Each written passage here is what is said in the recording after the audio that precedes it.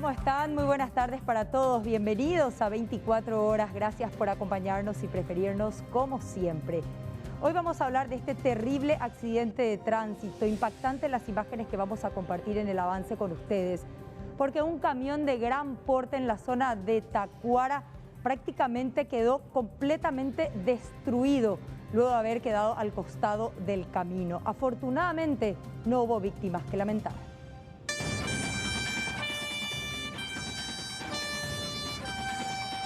Accidente de Vallete, Ingo, Ave Tacuara, será probablemente hoy alguien atrapado ahí.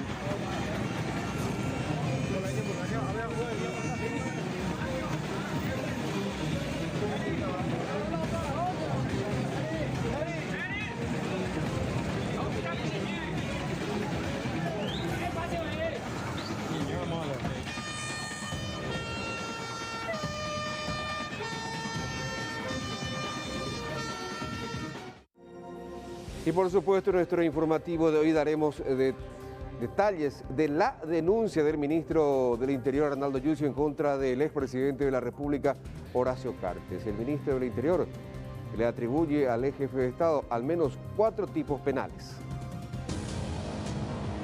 Lo llamativo de todo esto es que todos estos préstamos son a la vista, o sea, sin fecha cierta, lo que nos indica que en realidad tienen la figura de prestanombres, sumado a esto de que él no está registrado en el BCP y tampoco en la CEPRELAP como prestamista. Puedo confirmar que hemos recibido la denuncia y bueno, vamos a evaluar todos los puntos que ella contiene para poder ir tomando decisiones al respecto. Está en la punta del ovillo, probablemente va a generar más instrumentos para una eventual denuncia penal.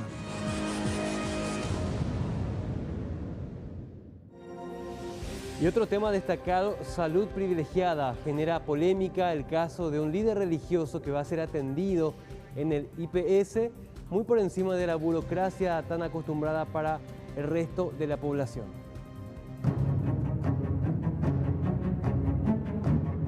Esperé ya demasiado mucho tiempo.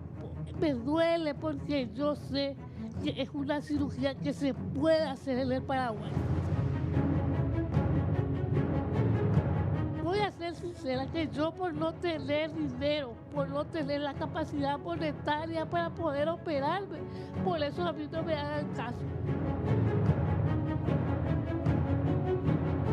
Si ustedes no salimos en las noticias a pedir auxilio, nosotros no somos nada.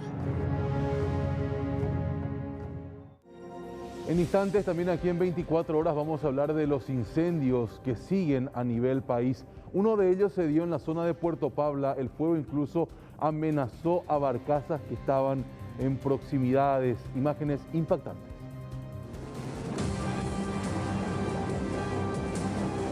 En el YAT comenzó todo uno de esos islotes que caracteriza. Ahora la situación se está descontrolando. Cuando escuchamos sirenas también de otras unidades que están ingresando por otro sector.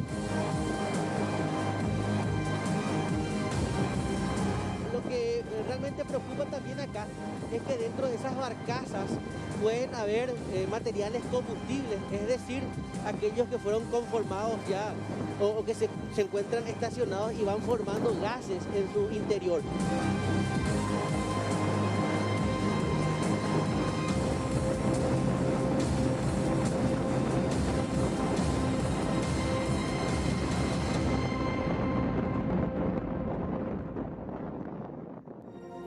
Tanto el MOPC como la Municipalidad de Asunción se siguen deslindando de cualquier responsabilidad que causó la muerte de una joven en la costanera de Asunción debido a una descarga eléctrica. El MOPC dice de que ellos ya entregaron la obra hace un buen tiempo y que fue la municipalidad quien hizo cierta manipulación sobre esos cables. Negaron absolutamente haber hecho una instalación sin que tenga una llegada a tierra, sin que esta columna sea segura.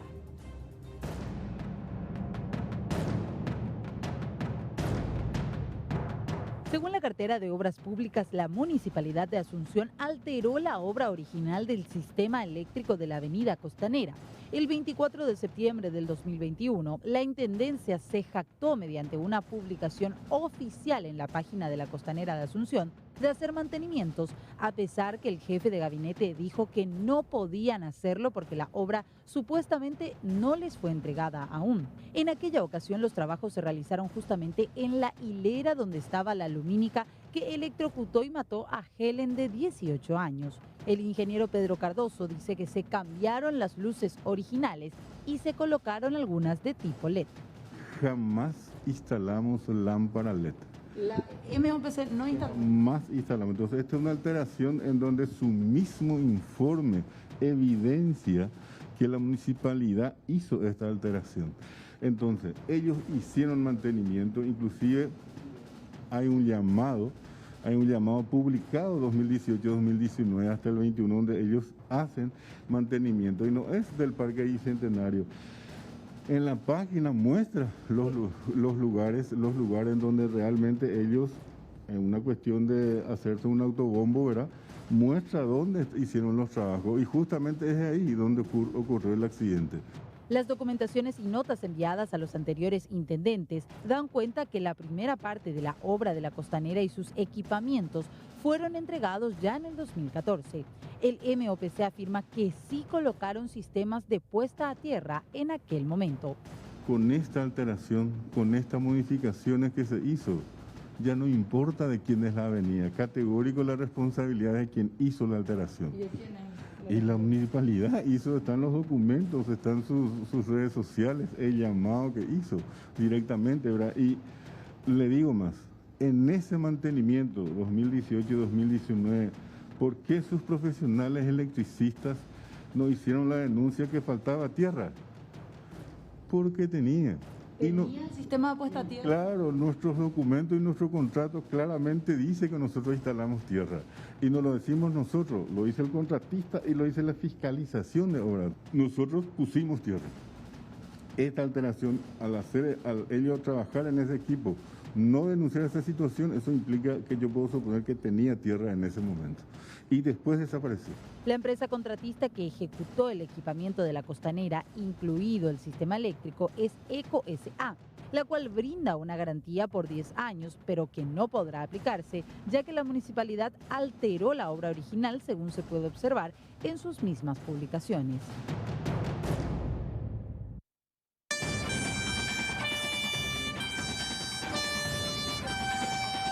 Accidente Vallete, Ingo y Ave Tacuara, será cuál probablemente hoy alguien atrapado ahí.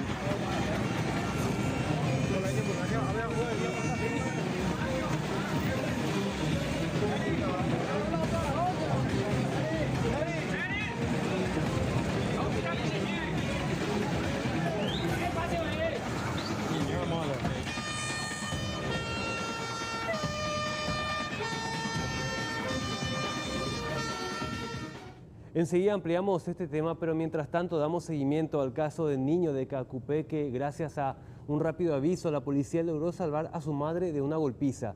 La fiscalía ya imputó al agresor y por otro lado expertos en psicología hablan del terrible daño para los menores en estos casos.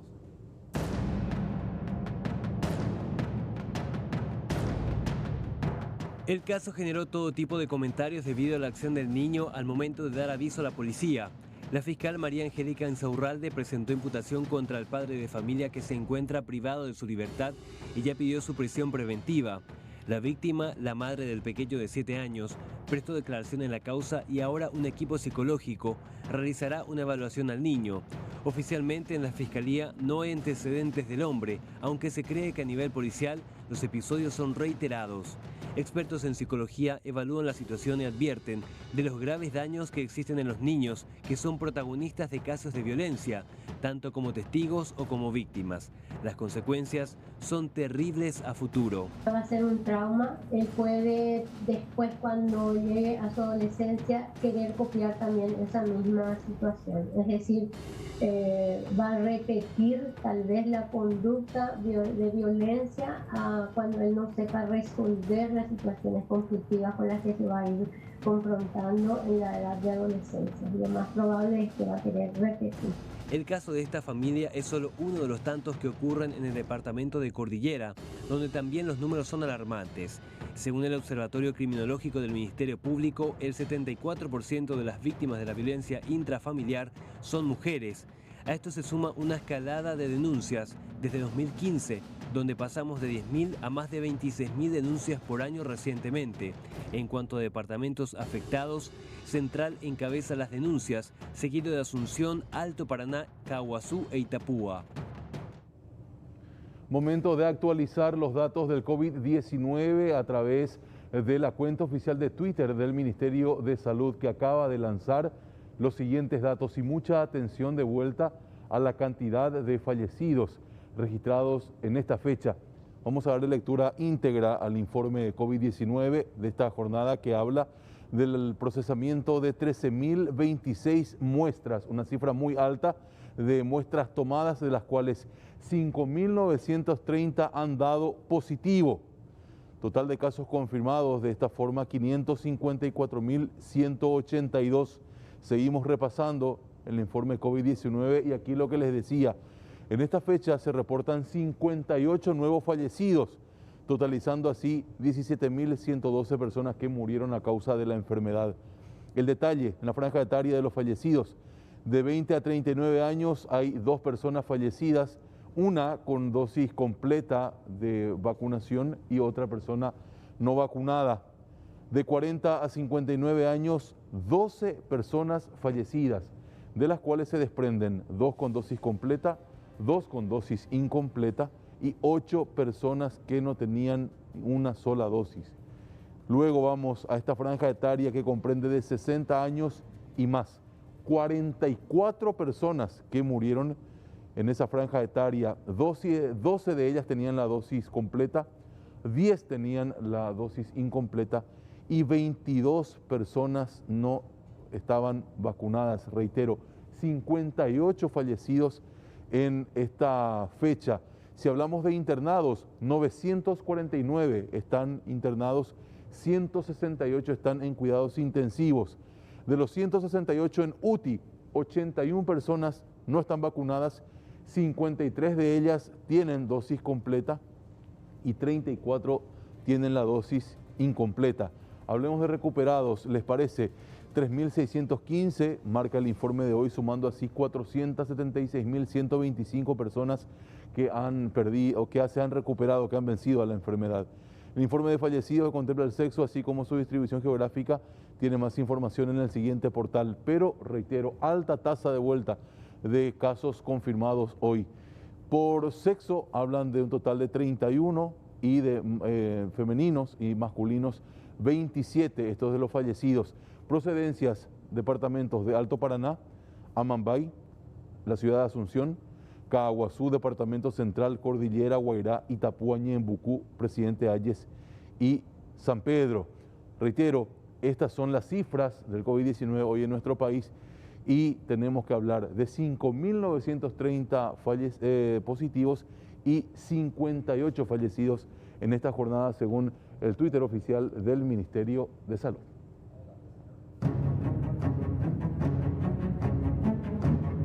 Esperé ya demasiado mucho tiempo. Me duele porque yo sé que es una cirugía que se puede hacer en el Paraguay. Voy a ser sincera que yo, por no tener dinero, por no tener la capacidad monetaria para poder operarme, por eso a mí no me hagan caso. Si ustedes no salimos en las noticias a pedir auxilio, nosotros no somos nada.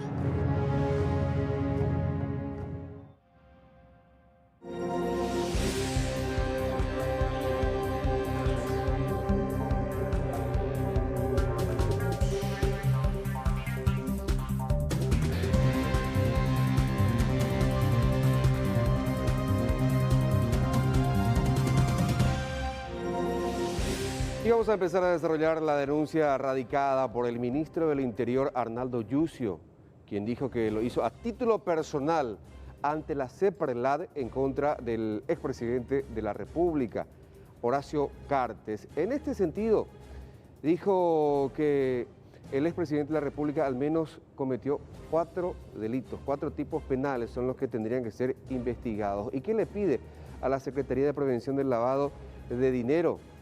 Que haga un informe acerca del manejo de los fondos de Horacio Cartes. ¿Y en qué se ampara el ministro del Interior? En las declaraciones juradas presentadas en su momento, cuando asumió el cargo y cuando salió de la presidencia de la República entre los años 2013 y 2018. Pero vamos al fundamento, a uno de los argumentos esgrimidos por el ministro Yucio en su denuncia. Y dice lo siguiente: del análisis de las declaraciones juradas de bienes presentadas, se pueden advertir indicios de irregularidades administrativas relevantes en el ámbito financiero, como ser la existencia de cuentas a cobrar por gran cuantía que visibilizan la actividad habitual de prestamista o intermediario financiero sobre la cual existen regulaciones emitidas por el Banco Central y la CEPRELAD. Vamos al segundo párrafo. ¿Y cuáles son las declaraciones juradas, analizadas? La primera declaración, el expresidente de la República la había presentado un 21 de agosto, días después nomás de haber asumido la presidencia de la República, luego la actualizó y cuando salió la tercera la presentó el 29 de agosto, también días después de haberle entregado el mandato a Mario Abdo Benítez. Y la cuarta, que es la rectificatoria, después de una publicación sobre una empresa de maletín, la hizo el 30 de septiembre del año pasado nomás. Bueno, veamos cuáles son los tipos penales que según Arnaldo Yucio son atribuibles al presidente de la República. Son 4. El delito de contrabando, que es un delito precedente al lavado de dinero. Uno tiene que contrabandear para luego lavar su dinero. El tercer hecho punible, que según Yucio cometió Horacio Cartes, el enriquecimiento ilícito y la declaración falsa. Y vamos a empezar a desarrollar delito por delito, hecho punible cada uno. ¿Y cuáles son los argumentos para cada uno de estos hechos punibles? Y en este sentido, cuando hablamos de contrabando, el ministro Yucio dice que el centro y principal motor económico del Grupo Cartes se encuentra en la tabacalera del Este, Tavesa, cuya principal actividad es la venta de cigarrillos y que según sus propios directivos se encuentra enfocado al mercado local, teniendo en menor medida algunas exportaciones a otros destinos. Pero siempre se dijo que la producción de Tavesa no concuerda con el consumo interno. Vayamos avanzando porque hay varios argumentos expuestos por Yucio en cuanto al delito de contrabando.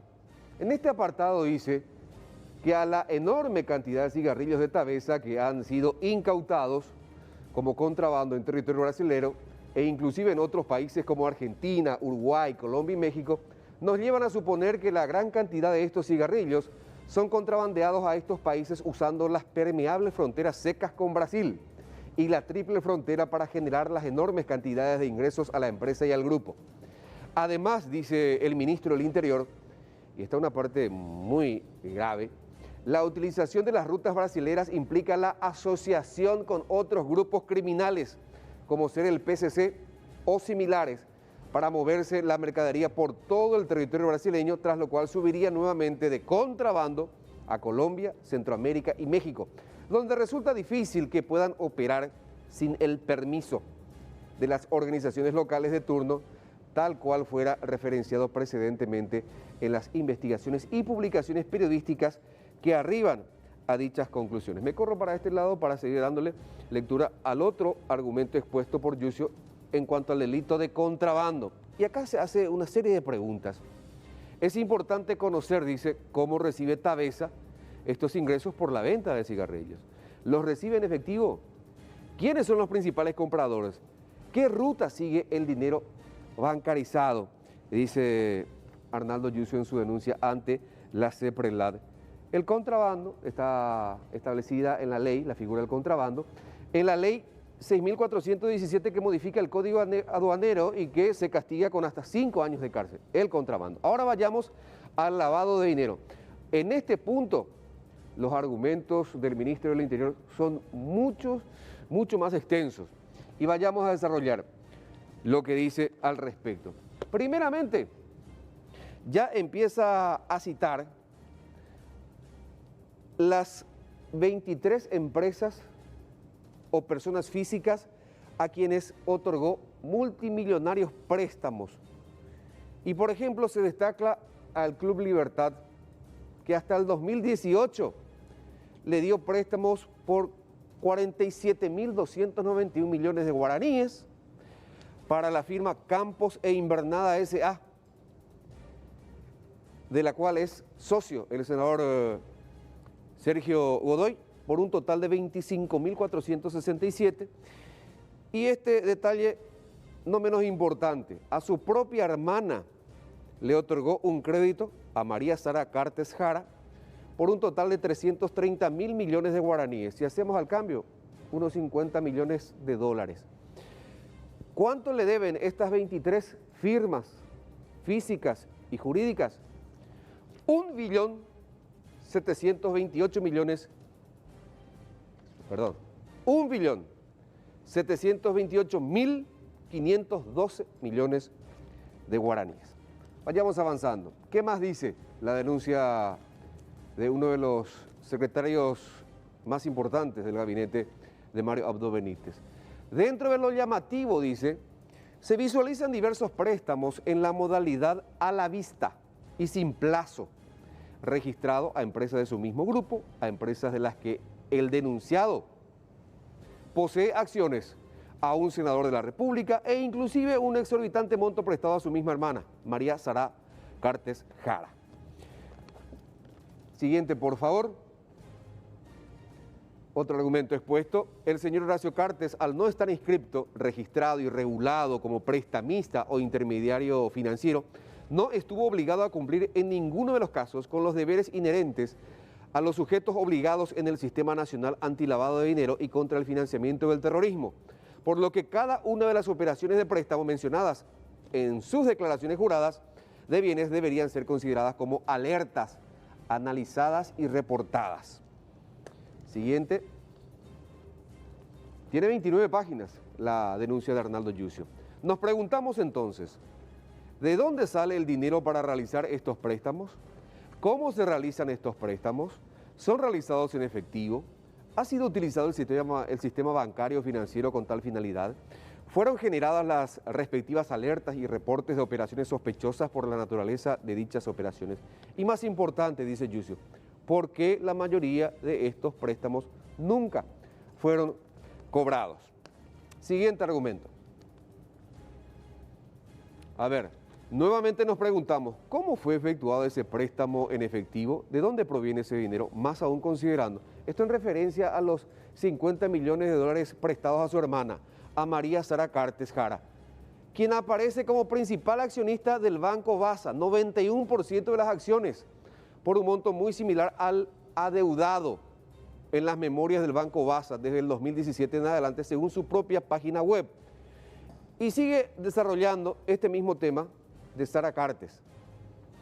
Dice, esta situación nos demuestra que al menos el 91% de las acciones del Banco Basa estarían respaldadas con un documento de deuda al señor Horacio Cartes. Es decir, la principal accionista del Banco Basa, que es Sara Cartes, tiene vigente un crédito por un valor similar al de sus mismas acciones en el Basa, otorgado por un prestamista que opera clandestinamente. O sea, para tener esas acciones se endeudó Sara Cartes, eso es lo que dice Yucio. Vayamos ahora a lo referente a Sergio Godoy, quien le adeuda a Horacio Cartes, según su declaración jurada, la última, en el 2018, al menos 25.000 millones de guaraníes.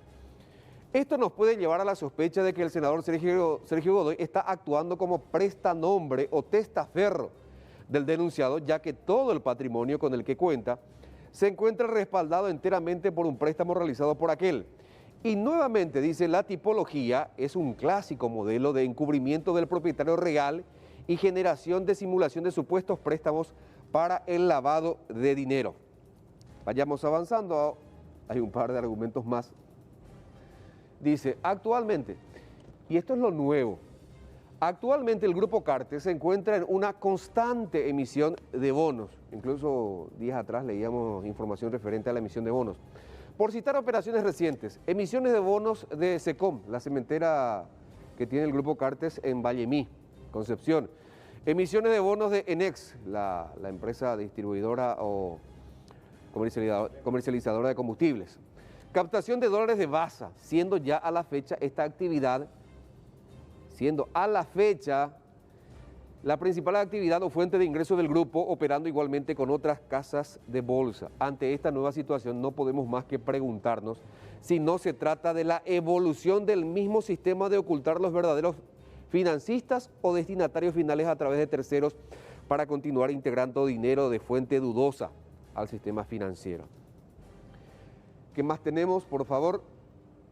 Lo referente, vamos a la placa de enriquecimiento ilícito. Olvidé decirles que el lavado de dinero aparece en el artículo 196 del Código Penal y se pena con hasta 5 años o multa, en el caso más leve.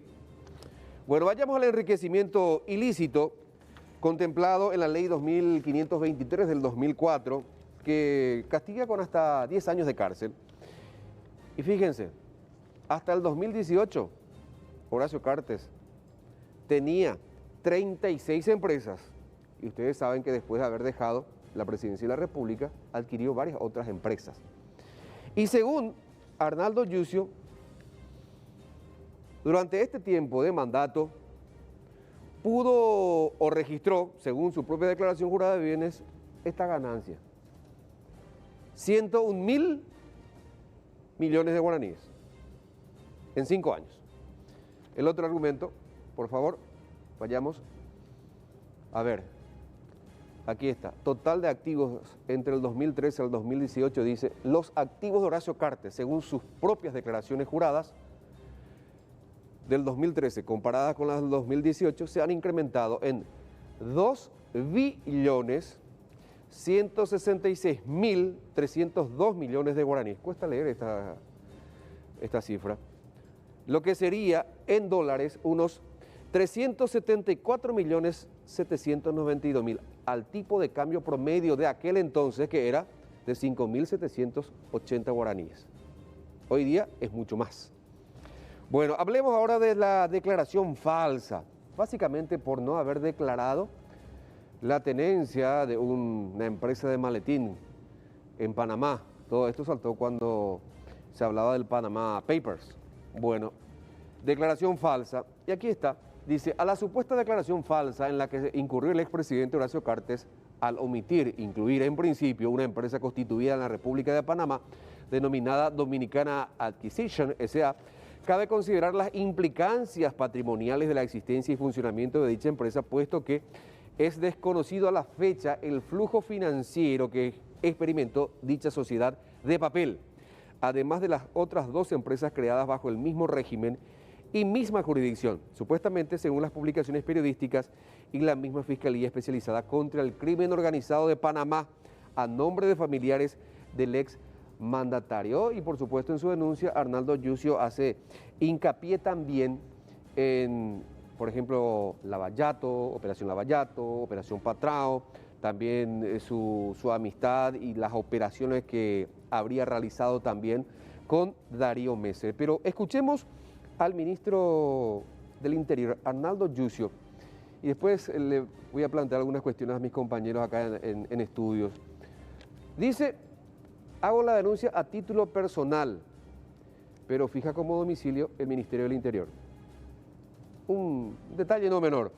Entre otras cosas decía, y recordaba a Arnaldo Yucio que Horacio Cartes no tiene licencia, como por ejemplo para ser prestamista, y lo ejecutado por Horacio Cartes es similar también a lo ejecutado en su momento por Óscar González Dare, el fallecido Óscar González Dare, y por el condenado Ramón González Dare.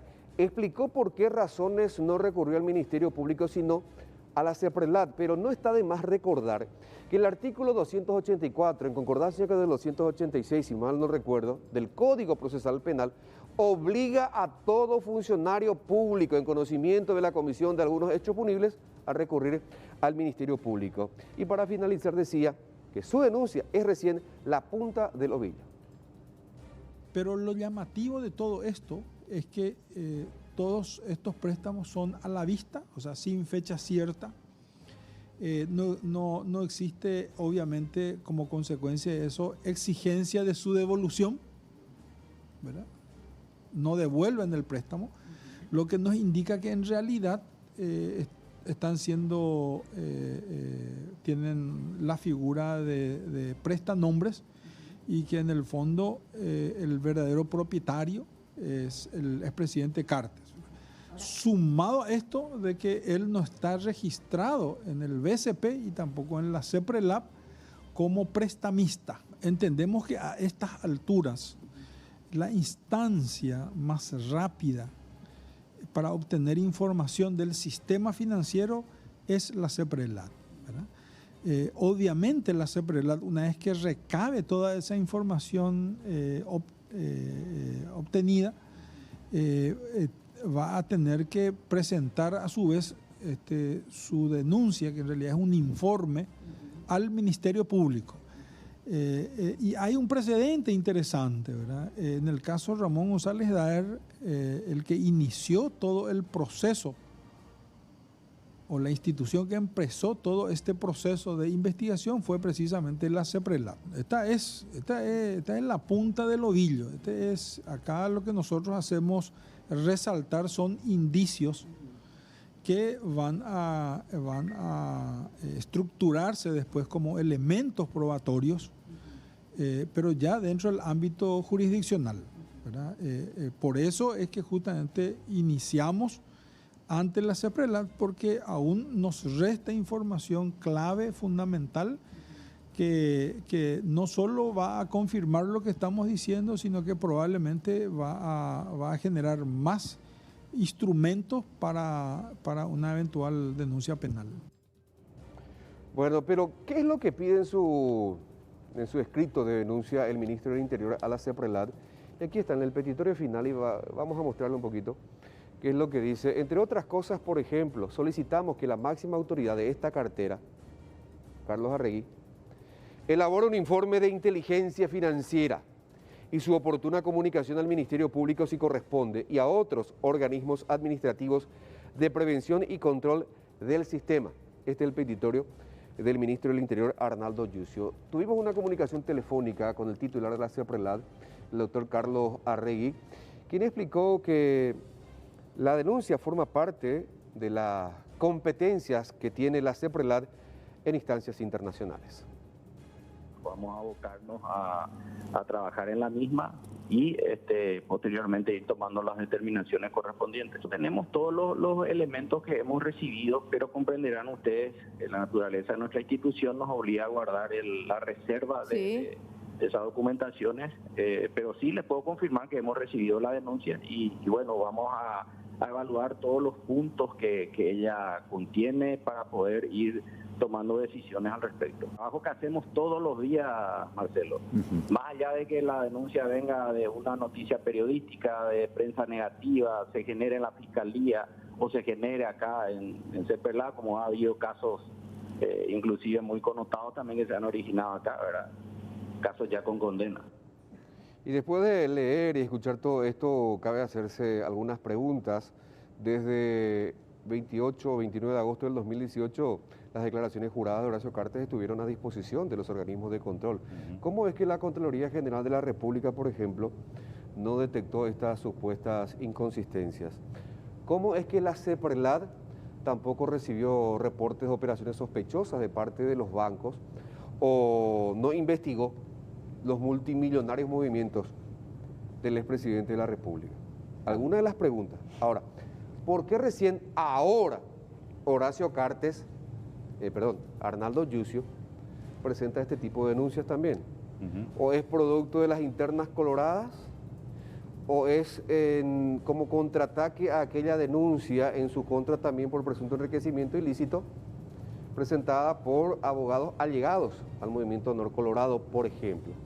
Y la pregunta más importante, Mercedes y Carlos, Me imagino que esto tiene anuencia del presidente Mario Abdo Benítez, porque la denuncia no lo hace cualquiera, lo hace uno de los principales ministros del gabinete, el ministro del Interior.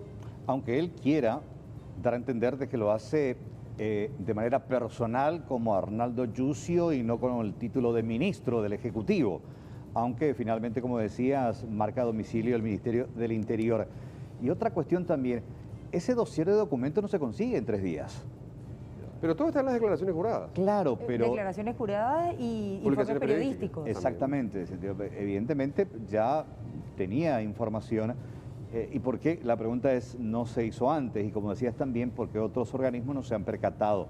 Lo mismo que ocurrió y se cuestionó también en el caso González Dar. Sí, misma situación. Que las mismas instituciones encargadas de velar justamente por el manejo financiero nunca se percataron, hasta que saltó la denuncia y ahí se investigó y había sido que no tenía tampoco ningún respaldo, pero movía miles y millones de dólares. Bueno, vamos a ver en qué termina esta historia, si efectivamente llega algún informe de la CEPRELAT al Ministerio Público, si el Ministerio Público decide iniciar una investigación y qué repercusiones tendrá a nivel político, ya sea en el entorno del presidente de la República o en su defecto ya en las internas, en esta lucha entre Honor Colorado y el movimiento Fuerza Republicana ex Añetete.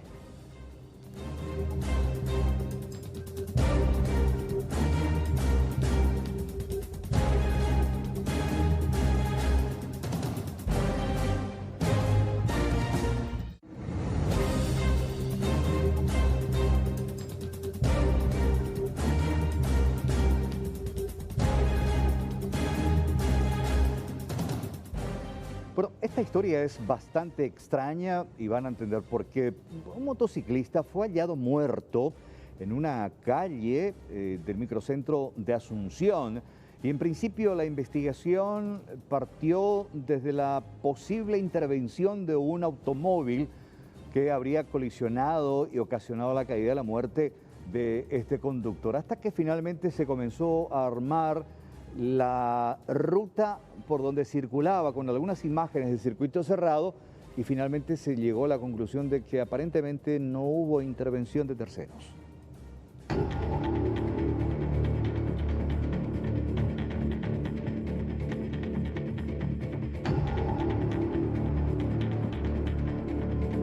El hallazgo del cadáver de un motociclista ocurrió sobre la calle Cerro Coray Curupacti, en pleno microcentro de la ciudad de Asunción. El hombre fue identificado como Pedro Dionisio Ortigosa, de 45 años de edad. La primera hipótesis que se manejaba era que la víctima fue atropellada por un bus, ya que en el sitio se encontraron restos de vidrios inastillables y una pequeña placa, que es utilizada en algunos colectivos. Sin embargo, en los videos de circuito cerrado de la zona del accidente, no se visualizó otro vehículo en el percance. El cuerpo de la persona fue hallado como a las 3 de la mañana aproximadamente por un transeúnte que ya le encontró sin signos de vida, dio aviso a personal policial, a la fiscalía, se constituyó la médica forense. Como causa del fallecimiento se tiene traumatismo de cráneo encefálico, ¿verdad? Y no se detectaron o no se, a la verificación, la existencia de otras lesiones en el cuerpo, fracturas por decir de otro tipo, no, solamente la lesión en el cráneo, que es lo que produjo el fallecimiento del señor, la fractura. Se encontró la moto en el lugar, se encontraron todas sus pertenencias en el lugar, sus 2 celulares. Aparentemente el casco estaba por el manubrio de la moto que se encontró también al costado del cuerpo y no, aparentemente el biciclo no reviste de otros daños materiales más que el desprendimiento del espejo retrovisor, de uno de los espejos retrovisores. Se desconoce la causa por la que el motociclista perdió el control del biciclo y cayó al asfalto golpeándose gravemente el cráneo por no tener puesto el casco protector. La fiscal de la causa sigue analizando las imágenes de circuito cerrado del lugar del accidente.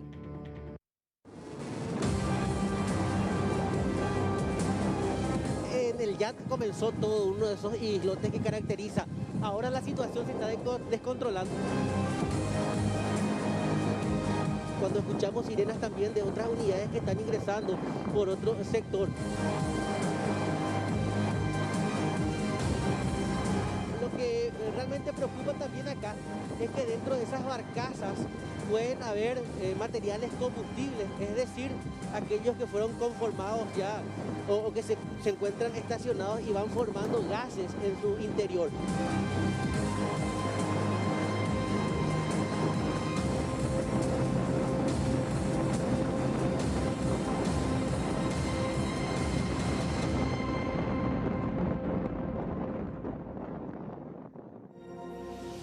Intensas precipitaciones se hicieron sentir en algunos puntos del país. Por ejemplo, en la zona de Sajonia ha generado destrozos. Está allí Raúl Bogarín, nos cuenta más detalles en vivo y en directo. Adelante, Raúl. ¿Qué tal? Buenas noches, Mercedes, a todo el equipo de 24 horas. Es así, aquí nos encontramos dentro de las instalaciones del Club Sajonia. Estamos con Lucy Romero para que nos pueda hablar acerca de estos destrozos que generó este pequeño ventarrón, porque no fue mucho. ¿Qué tal? Buenas noches. Sí, muy buenas noches. Sí, vino repentinamente el ventarrón, está con la lluvia, ¿verdad?, que afectó algunas partes de las instalaciones. O sea, ¿No podemos recorrer? Sí, hay caída de árboles. Acá vamos. Sí, por acá. Sí, caída de árboles. También se fue toda la parte de la instalación, o sea, la energía eléctrica. Acá en la pileta balnearia, como se sabe, las reposeras. La parte de polideportivo lo que un poquito también afectó, la parte del techo. Y acá en el... ¿Hizo volar parte del tejado? Un poquito, sí, un poquito. Y acá en el Salón de Oro, la parte del tejado. ¿Este también movió? No, sí, este también. Sí, porque fue muy fuerte. Se concentró, parece, acá en el club el ventarrón este. Porque a las afueras de las instalaciones del club no pasó nada. No pasó nada. Y en cuanto a la persona desaparecida, no hay ningún desaparecido. Son 3 remeros que están haciendo sus actividades, pero gracias a Dios están... están bien, fuera de peligro. Se atascaron acá en el arenero que está acá cerquita. Y acá vamos en el Salón de Oro ahora para ver la parte que afectó del techo y la parte de los vidrios también. Ahí esa parte que está todo caído, eso también echó todo el viento. Sí, este que está acá abajo es la parte de la herrería, sí. Pero las tejas que se ve allá sí son del ventarrón que tiraron todo por el suelo. A la parte del tejado. Sí, de la parte del Salón de Oro. Muy fuerte el viento, porque para echar una teja ya sí, debe ser demasiado fuerte. Muy fuerte, muy fuerte. Y nuestra lancha tampoco que se hundió, pues ya se sacó otra vez. Uno de los chicos, el Faustino. Pero ya está todo afuera. Esto ¿lograron sacar? Así mismo, sí, con lo personal acá. Con mucho esfuerzo y sacaron. Y estas son las partes del techo que hizo volar en un segundo. Todo esto que estamos viendo, el tejado cayó de esta manera. Así mismo, de la parte del Salón de Oro. De punta a punta volaron. Y después vamos a subir acá arriba para ver un poco la parte de los cristales, también lo que afectó un poquito. Arriba. Sí, así mismo. Desde la entrada se ve árboles caídos incluso. Sí, hay uno que caía de raíces, otro que por gajo, porque el viento muy fuerte, muy fuerte. Sí. Imagínense, Mercedes, compañeros, fíjense en este tejado.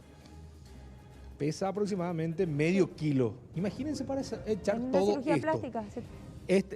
Sí. Fíjense esto. Este es un cascote. Tendrá 1 kilo aproximadamente.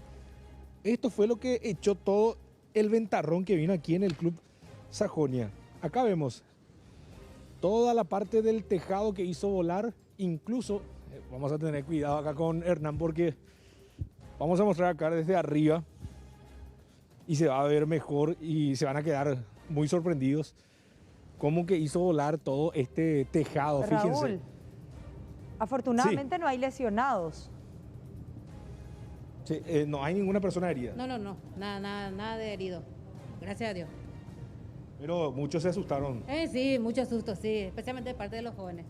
En la portería también lo que afectó un poquito nuestras carpas que volaron, entonces veo que se habían desprotegido en un momento dado. Pero todo solucionado, gracias a Dios.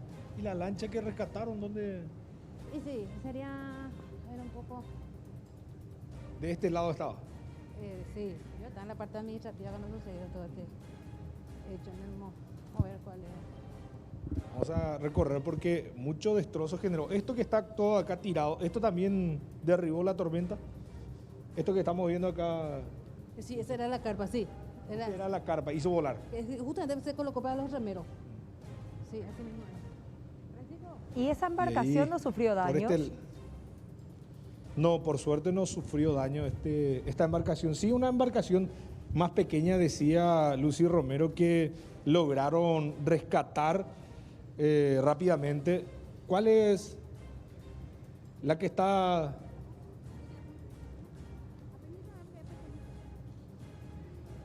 Acá al costado. Vamos a mostrar de este lado. Sí, vamos a dar la vuelta para mostrar la embarcación. Sí, exactamente. Esa embarcación casi fue llevado también por el viento y las olas fuertes del agua. Sí, por la olada que de repente surgió, ¿verdad? Que entró toda la olada del agua, entonces le pesó y por eso que se hundió.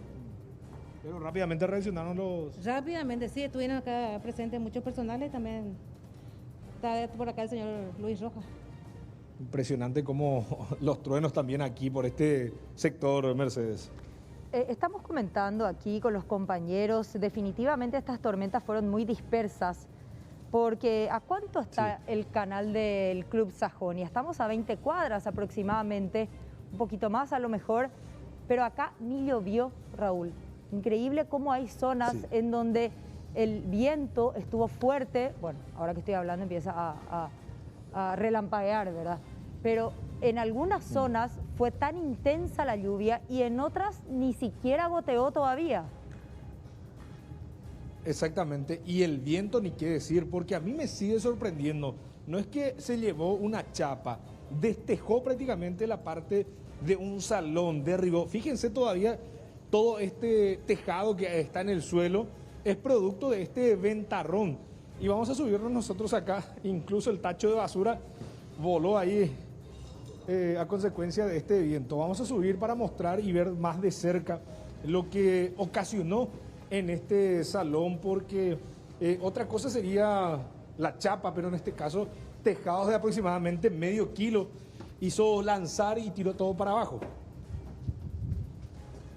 Construcción sumamente particular la que se necesita allí a la vera del río, que mucho ya sufrió el Club Sajonia con esa ubicación, por cierto, también privilegiada, pero entre inundaciones, entre tormentas, quemazón del otro lado en la isla, en el Quincho, realmente estos últimos meses fueron difíciles para el club. Sí, realmente sí, muy difícil, y ver toda esta situación también, porque a medida que vamos subiendo, vamos viendo también el destrozo que generó. Fíjense acá que hay muchos vidrios rotos, esto a consecuencia también del ventarrón fuerte.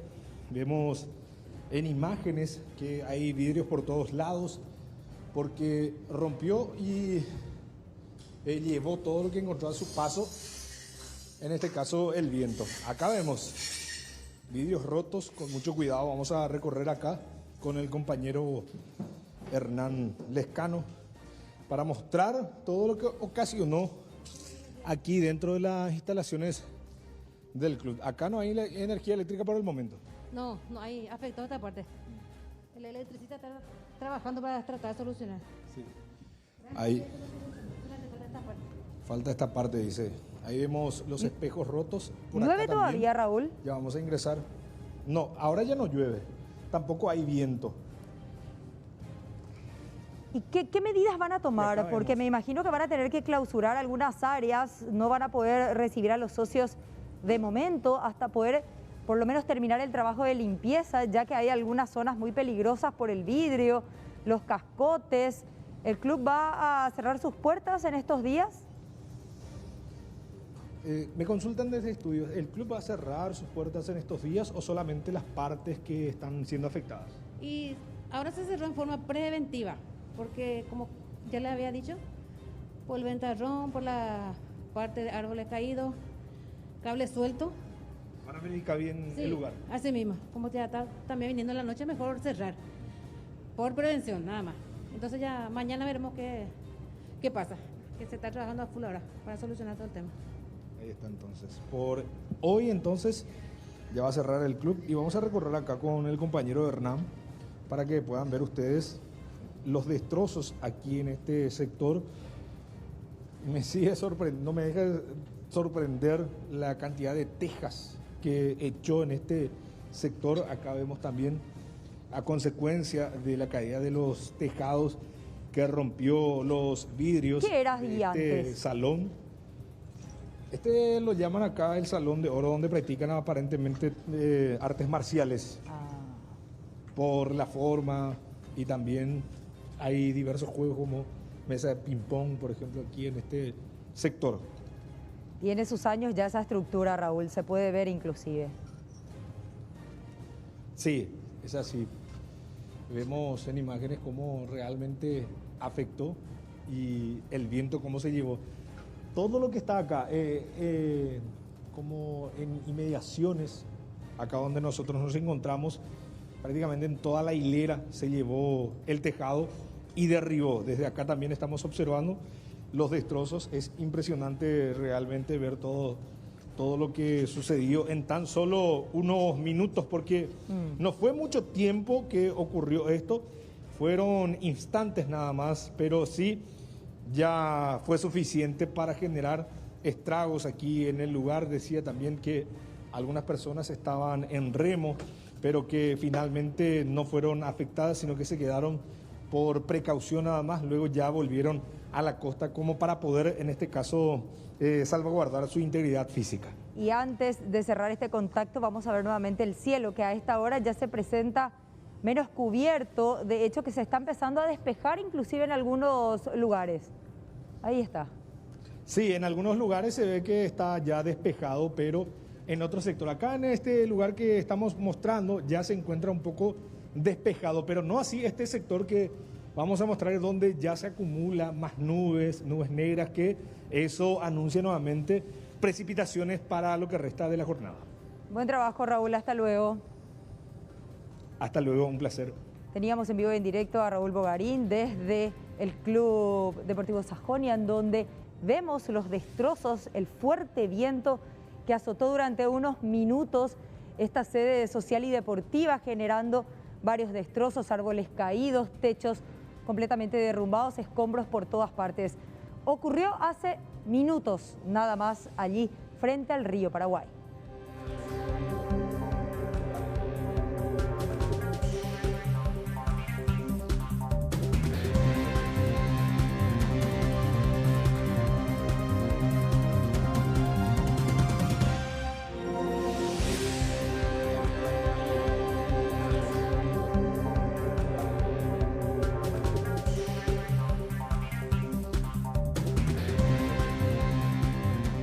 Bueno, hoy es momento de tener más detalles acerca de este grave, aparatoso y dramático accidente por el trabajo de rescate de dos ocupantes de un vehículo de gran porte que terminó en estas condiciones en el departamento de San Pedro.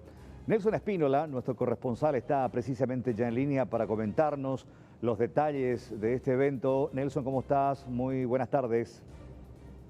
Buenas tardes, don Carlos. Un saludo muy especial para toda la teleaudiencia del Sistema Nacional de Televisión. Una noticia positiva al conductor del vehículo, el que tardó más en ser rescatado. 2 horas y 30 minutos. Los bomberos voluntarios de la ciudad de San Estanislao trabajaron para rescatarlo del habitáculo del vehículo. Ya su estado de evolución es satisfactorio. Ya volvió a hablar y él mencionó que la carga que traía era harina de mandioca, o sea, específicamente almidón, que traía de la zona de la calle 4000 de la ciudad de Guayiví con destino a la República Argentina. O sea, las dos personas, Luis Mesa, que era el conductor del vehículo, y su acompañante, que era Dionisio Cuevas Alegre, ya están fuera de peligro. Presenta algunas fracturas nada más, pero se salvaron de milagro, así como estábamos observando algunas imágenes aquí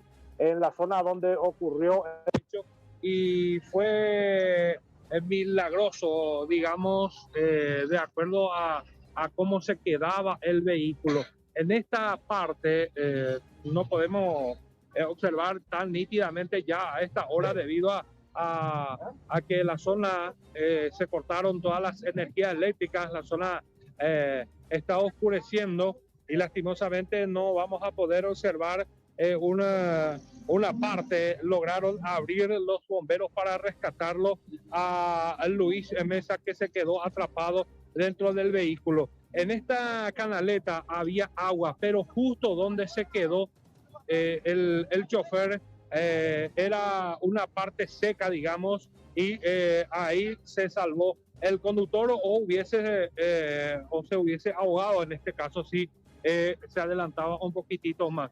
De acuerdo a relatos de algunos vecinos, a 700 metros antes de llegar aquí en el cruce, un pendiente largo, él mismo ya empezaba a tocar la bocina, avisaba de que ya tenía los frenos en fallo, o sea que ya venía avisando de que el camión ya venía con problemas. Esquivó de varias casetas que estaba acá en la zona, varios puestos de venta se encontraba aquí a orillas del cruce de Tacuara, inclusive había destacamentos de la patrulla caminera en esta zona, pero la maniobra que hizo el conductor del vehículo fue finalmente para que se quedara aquí en esta parte del cruce, aquí en la zona de Tacuara. Un taller de motocicleta había en frente que se quedó incinerado completamente, según el relato de algunas personas. 7 motocicletas había debajo de este techito que estaba ubicado al costado de esta casa de 2 plantas, aquí en el cruce mismo, y detrás se observa una vivienda.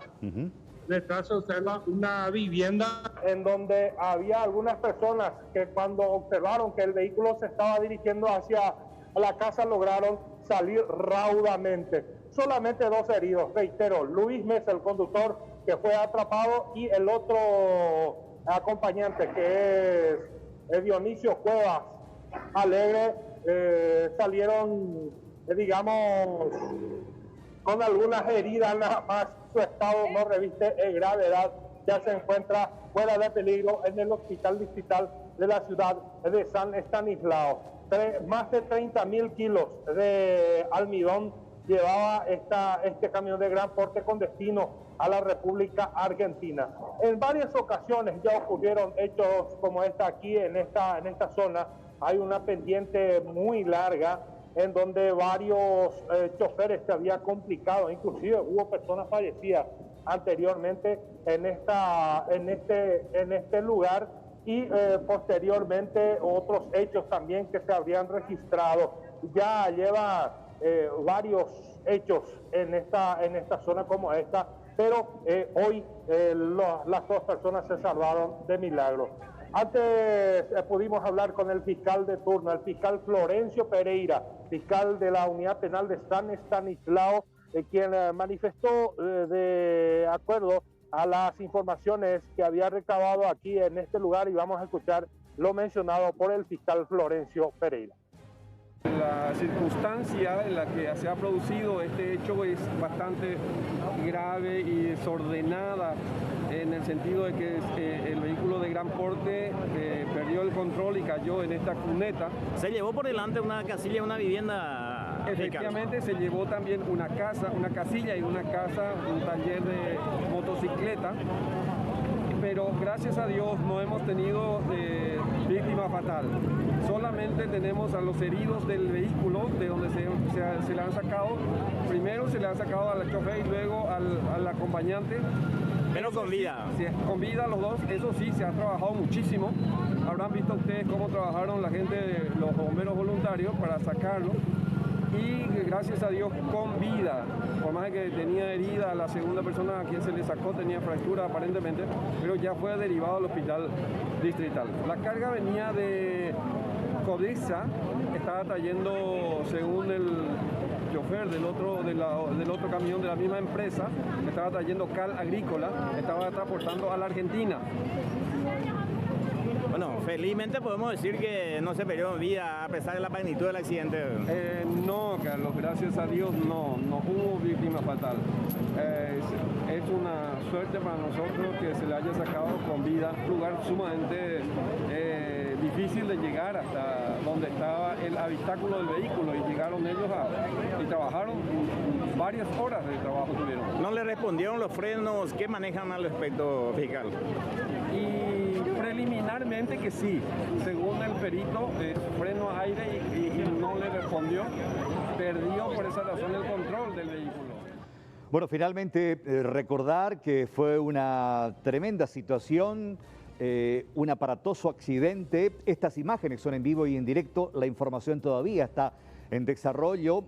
Como decía Nelson, sobrevivieron de milagro tanto los ocupantes de este vehículo como los habitantes de la casa contra la que fue y se embistió parte de este camión, que más adelante también echó una columna del tendido eléctrico, Nelson, y prácticamente un sector muy importante de la ciudad está sin el suministro de energía. A consecuencia del mismo, don Carlos, una columna del tendido eléctrico está abajo del camión aquí en el cruce mismo, y una gran parte de la población no cuenta con energía eléctrica en estos momentos. Se aguarda la llegada del dueño del camión. En este caso ya está en camino, de acuerdo a las informaciones que tenemos, está en el hospital interiorizándose de la situación y de la salud de los conductores de este camión. Reitero que no reviste gravedad, están conscientes, inclusive Luis Mesa ya volvió a hablar, es oriundo de la ciudad de Asunción, y su ayudante Dionisio Cuevas Alegre es oriundo de Puerto Falcón, ya se encuentra fuera de peligro, de acuerdo a las informaciones que estábamos recabando. Un accidente con suerte, Carlos, sí. Gracias, Nelson, por este completo reporte en vivo y en directo desde la zona de Cruce Tacuara, departamento de San Pedro. Sobre esta situación, reiteramos la aparatosidad de este percance. Nos permite ver lo grave que fue el incidente con el chofer estando ahí prisionero entre hierros retorcidos por más de 2 horas y media. Volcó, echó una casa, un taller, una columna del tendido eléctrico, dejando aparte la ciudad sin energía eléctrica. Reiteramos, todavía una noticia en desarrollo, pero lo más importante es que ambos conductores están fuera de peligro, y 30 toneladas ahí de este producto esparcido sobre la ruta. Hacemos una brevísima pausa en 24 horas. Después de ella hay más noticias para compartir. Ya volvemos. Esperé ya demasiado mucho tiempo. Me duele porque yo sé que es una cirugía que se puede hacer en el Paraguay. Voy a ser sincera que yo, por no tener dinero, por no tener la capacidad monetaria para poder operarme, por eso a mí no me hagan caso. Si ustedes no salimos en las noticias a pedir auxilio, nosotros no somos nada.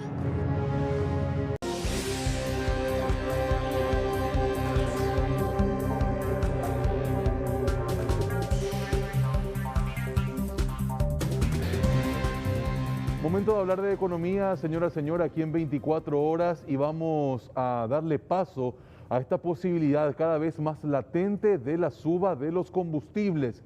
Pero vamos a abordar lo que tiene que ver con el sector transporte de cargas, especialmente aquellos camioneros. Ustedes saben, donde evidentemente hay un movimiento muy interesante del diésel, es en este rubro que hoy en día se va a ver muy golpeado por el remarcaje en cuanto a este carburante. Vamos a poner la placa al aire y hablar justamente de estos detalles. Los transportistas van a pedir refinanciar deudas. Ellos en un momento dado han inyectado fuerte capital en el sector, modernizando unidades, mejorando también el servicio, y ha quedado una deuda flotante. Entonces van a pedir que se refinancien las deudas y van a solicitar tasas de interés mucho más bajas para poder evidentemente cumplir con los compromisos económicos. Según las estimaciones, estos los datos de la Federación de Camioneros del Paraguay, se espera una caída de 30% de viajes durante todo el año. Esto representa del 1.000.000 de viajes en un año óptimo, 300.000 viajes menos. El precio del flete, en consecuencia, podría reajustarse hasta un 10%, según los datos que ellos manejan. Hoy en día, por ejemplo, el costo por traslado de las cargas es de 430 guaraníes por tonelada y kilómetro. Y el año pasado, cuando también se dio la suba del combustible, recordemos, el costo operativo por cada camión subió a 2.300 guaraníes, esto como les decía justamente por el sobrecosto del diésel, algo que reitero no está todavía definido en cuanto a cifras de suba ni en cuanto a fecha tampoco, pero estas estimaciones son muy válidas para un sector sumamente importante también en la producción. Y si hablamos de producción, vamos a hablar ahora de la producción de carne porcina, que también depende mucho del clima. Los datos son de la Asociación de Criadores de Cerdos del Paraguay. Tiene que ver mucho con la alimentación principalmente. Y ojo, desde el sector dicen, si continúa un año difícil en cuanto a la posibilidad de compra de alimentos, que cada vez están más encarecidos, hablo de alimentos para los animales, no se descarta de que varios empresarios abandonen el rubro de producción porcina, una de las más importantes también. Tenemos la placa, por favor, sí. Costo de alimentos a base de granos depende mayormente del clima. Estamos hablando de maíz y de otros rubros también. Un año más de crisis, es decir, de alto costo de alimentos, como les decía, obligaría a abandonar la actividad productiva, según estaban afirmando, ya que la alimentación de los animales representa el 70% del costo de la producción. Altísima realmente es la tasa de costo que lleva a alimentar a estos animales. El precio del maíz, por ejemplo, ellos citan que aumentó el doble en el último año, entonces se hace muy difícil realmente mantener el rubro. Y para tener también un dato aproximado de la producción anual de cerdos, es de 1.200.000 a 1.300.000 cabezas. Mucha fuerza también para la gente que está ahí remándola en este sector productivo de nuestro país, y ojalá que venga una lluvia para que el alimento pueda ser mucho más abundante, de mejor calidad y a menos costo también. Y seguimos hablando de producción porque nos interesa mucho el efecto de la sequía, de la falta de lluvias en lo que tiene que ver en el sector lácteo, por ejemplo. Ustedes se preguntarán, ¿cómo va a estar la provisión de leche, de productos lácteos en lo que va de este verano? Hasta el mes de marzo, según las estimaciones de la CAPAINLAC, está cubierta la necesidad básica del consumo de leche, pero si continúa la sequía, de ahí en adelante la situación se va a complicar. Vamos a tener la placa justamente antes de la entrevista, ¿sí? Reserva de leche abastecería hasta el mes de marzo, según la Cámara Paraguaya de la Industria Láctea. La sequía apeligra al abastecimiento sostenido del producto, es decir, a partir de marzo ya entramos en un veremos.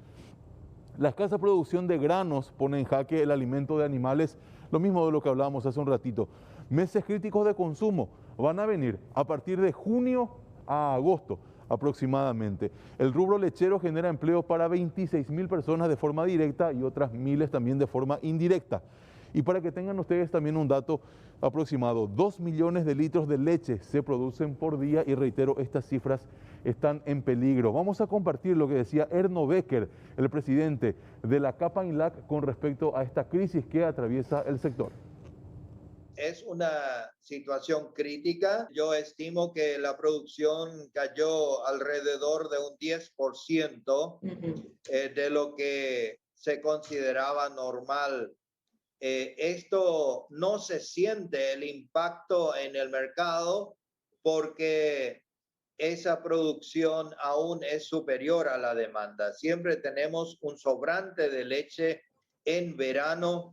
Y esto que ya está guardado en depósitos en buena medida va a paliar esa menor producción, va a sustituirla por los próximos 3-4 meses. De manera que el mercado no se va a ver afectado, no va a faltar leche.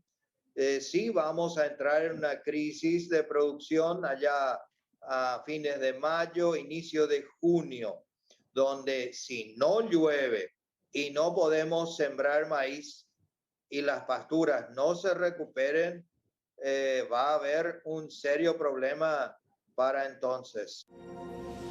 La noticia nos lleva ahora hasta el departamento de Itapúa, en donde la ciudadanía también está harta de la inseguridad, pero atención con este peculiar caso y también la reacción de la víctima. Josías Escobar tiene todos los detalles contigo. Josías, buenas noches.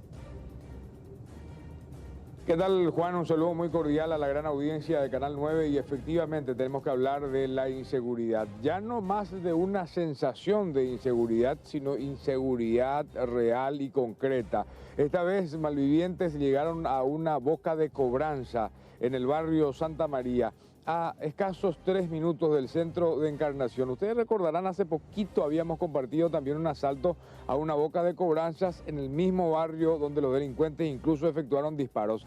Ese local comercial queda a 30 metros aproximadamente del lugar del atraco que le vamos a presentar el día de hoy. Y observen estas impactantes imágenes donde se ve 2 malvivientes llegan a bordo de una motocicleta, ingresan al negocio, reducen, golpean y ponen boca para abajo al dueño de este local comercial y le despojan de la recaudación del día y de celulares lujosos.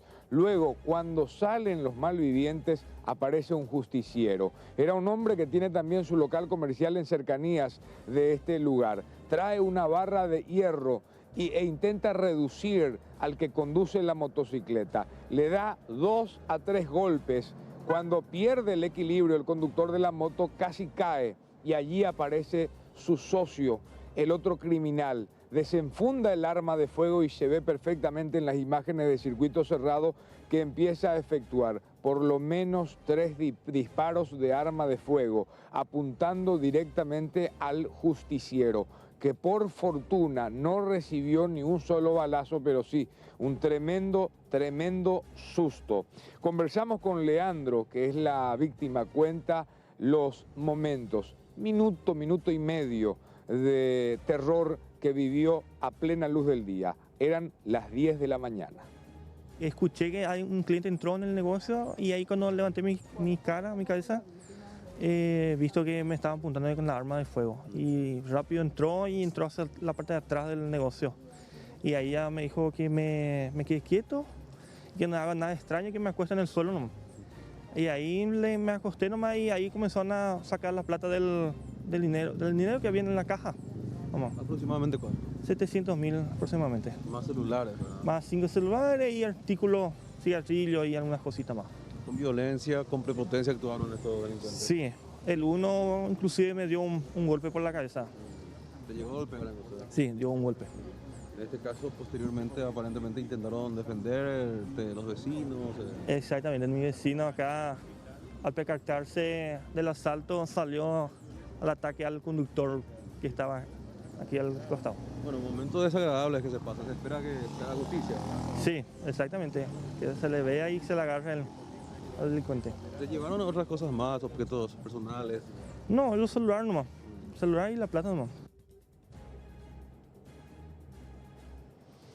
Bueno, es lo que mencionaba Leandro, la víctima, dueño de este local comercial. Imagínese, señor televidente, imagínese, Juan, por 700.000 guaraníes y 2, 3 celulares pusieron en riesgo la vida de estas personas.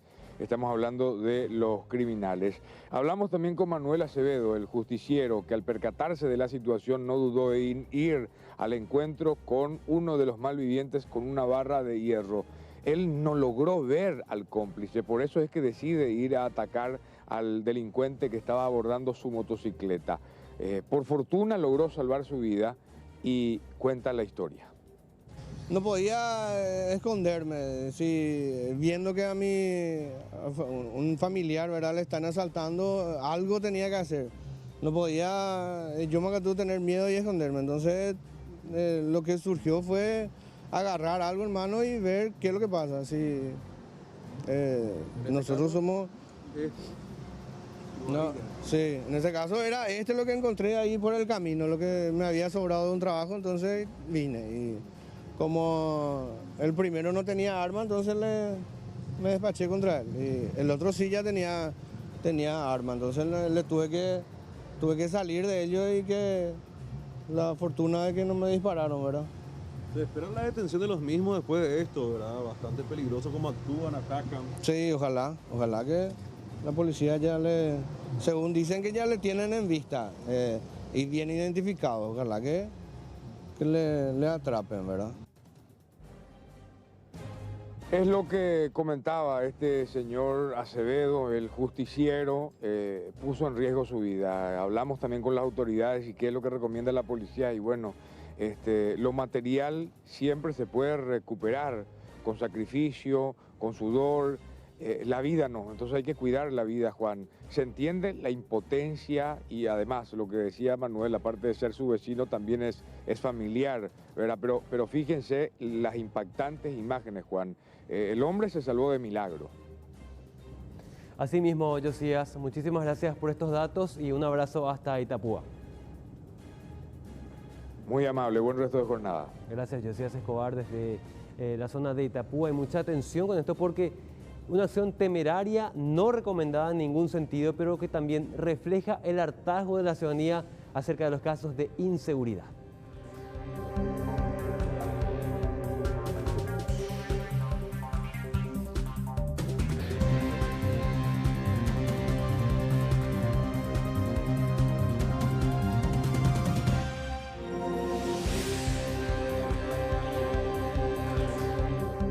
Vamos al Alto Paraná, allí se denuncia supuestas irregularidades en un procedimiento policial. Luis, ¿cómo te va? Adelante.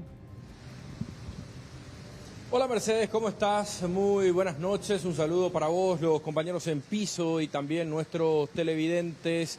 Tenemos que hablar de una denuncia bastante peculiar, llamativa, que para la Policía Nacional deja muchas dudas, ya que la señora Dominga Benítez, de 57 años, se acercó el lunes a la comisaría del barrio Las Carmelitas de Ciudad del Este para denunciar que fue víctima de un hurto millonario, por cierto, más de 25 millones de guaraníes que ella supuestamente tenía en el interior de su vivienda, barrio 29 de septiembre, en la funda de una almohada. Ese dinero recibió en septiembre del año pasado, pero recién en diciembre fue para retirar de un giro que llegó del exterior.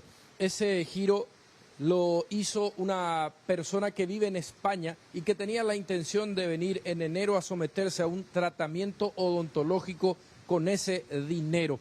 Llamativamente, cuando esta persona que está en España, allegada a la denunciante, indica de que va a venir para el tratamiento, la señora Dominga va a denunciar este extraño suceso que solamente ella sabía se encontraba en ese lugar. Es por eso que para la policía todo es muy llamativo, ya que no se forcejeó la puerta principal. Ella dijo de que encontró la casa totalmente desacomodada. Supuestamente los responsables sabían perfectamente de que el dinero estaba en ese lugar y no llevaron nada más que el dinero. Vamos a escuchar lo que decía el jefe de esta dependencia policial en torno a esta llamativa denuncia. Había recibido un giro del extranjero por parte de un familiar, exactamente 22.700.000, y que había guardado en una funda de almohada dentro del ropero. Sigue también otra vez relatando que ella el domingo, en horas de la mañana, había viajado a la colonia a visitar a sus familiares, y regresando el martes a la mañana se encontró con ese problema dentro de su domicilio. Ella vive sola, tiene una pareja que trabaja en San Pablo. Al lado de su domicilio vive su hermana, que están con este problema de salud respiratoria. Entonces, ella no tiene cierta certeza quién podrían ser los sospechosos, porque supuestamente solamente ella, como su pareja que está en Brasil, y el pariente que le envió el dinero, solamente tenían conocimiento de ese dinero. Y aparte también le llevaron una tele, aparte de ese dinero. Muy bien, expresiones del oficial inspector Aguilera en relación a esta llamativa denuncia por parte de esta mujer que dijo que supuestamente viajó por 3 días y en su ausencia ingresaron a apoderarse de esta millonaria suma de dinero que una familiar de España tenía que utilizar para un tratamiento odontológico en enero. Realmente muy llamativo. El caso se derivó al Ministerio Público, que deberá indagar. Incluso nosotros llegamos esta tarde y pudimos dialogar brevemente con la señora Dominga, que, asustada ante nuestra presencia, no quiso hablar con nosotros, y lastimosamente ingresó nuevamente a su vivienda. Queríamos conocer su versión porque es mucho dinero y porque llama muchísimo la atención cómo se dieron supuestamente los hechos el pasado lunes en el interior de la casa del barrio 29 de septiembre de Ciudad del Este, compañeros. Es así, Luis, un exhaustivo trabajo tiene que realizar la Fiscalía ahora para poder saber qué pasó en ese domicilio. Gracias por el informe, hasta luego. Correcto, un abrazo. Con este tema que nos llega desde el Alto Paraná hacemos un breve corte. A la vuelta vamos a compartir más información.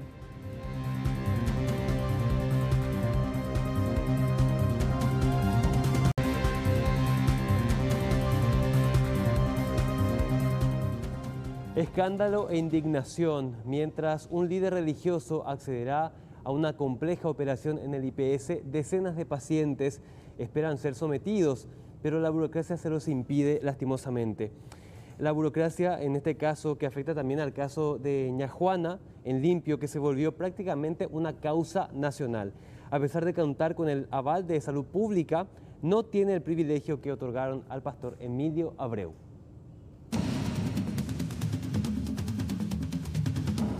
En redes sociales es tendencia y también foco de indignación. El IPS emitió un comunicado en donde justifica por qué Emilio Abreu, conocido líder religioso y de muy buena condición económica, podrá acceder a un trasplante de médula ósea, gracias a un convenio con el Ministerio de Salud Pública y Bienestar Social y también la Previsional. El comunicado afirma que los montos de cobertura van desde 20 hasta 800 millones de guaraníes, dependiendo del tipo de atención. En el caso del pastor, el trámite para acceder a este beneficio duró solo 8 días por parte de Salud Pública y fue rápidamente aprobado por la autoridad competente en el IPS.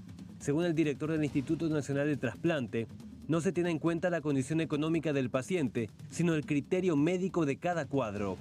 La ciudadanía expresa que con cero burocracia y con un trámite rápido, el caso de Abreu se enmarca en un claro privilegio, por encima de decenas de pacientes que se encuentran en una situación de desigualdad.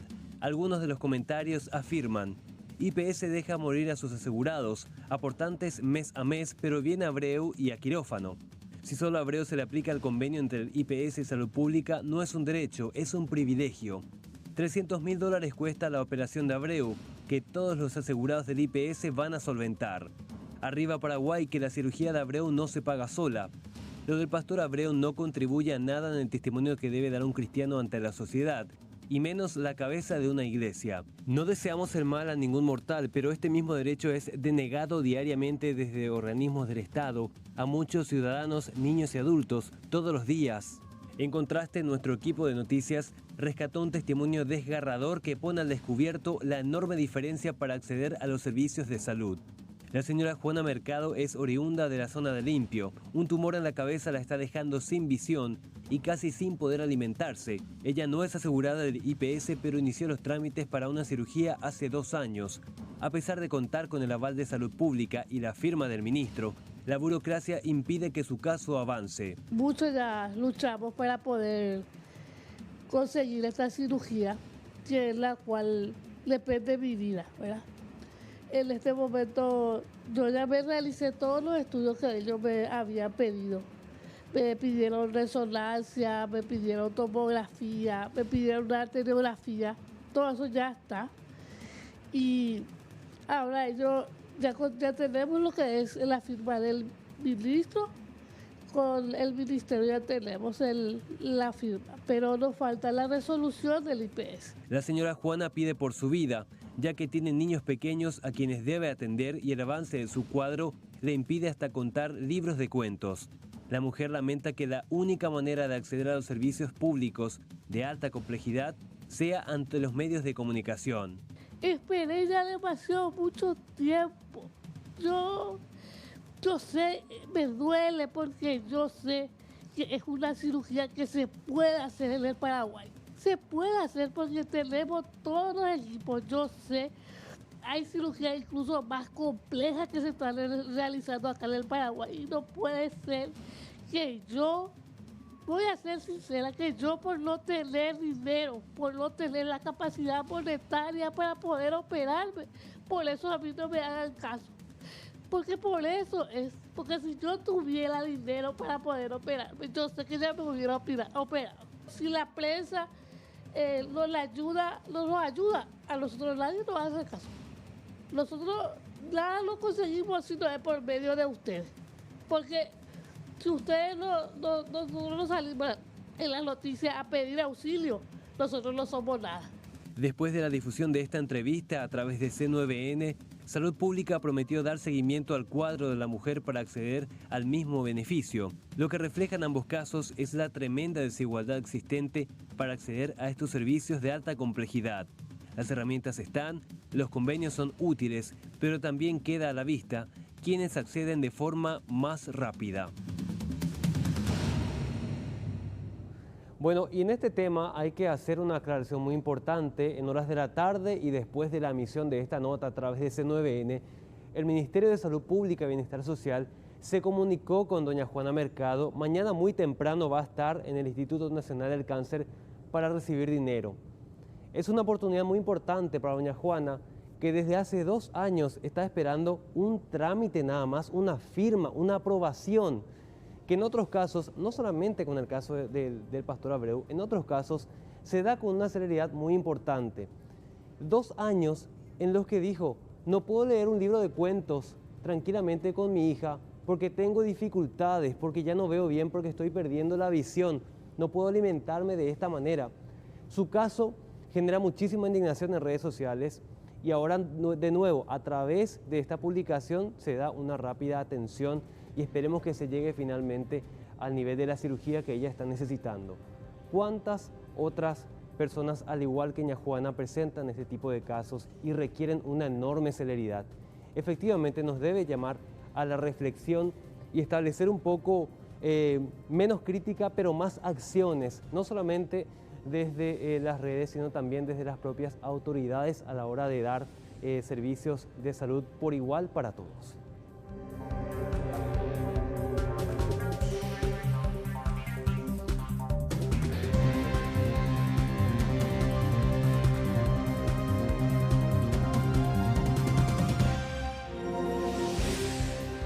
Bueno, comentarles que 2 fiscales allanaron la municipalidad de Capibarú, esto a raíz de denuncias hechas por los concejales sobre supuesta obra fantasma.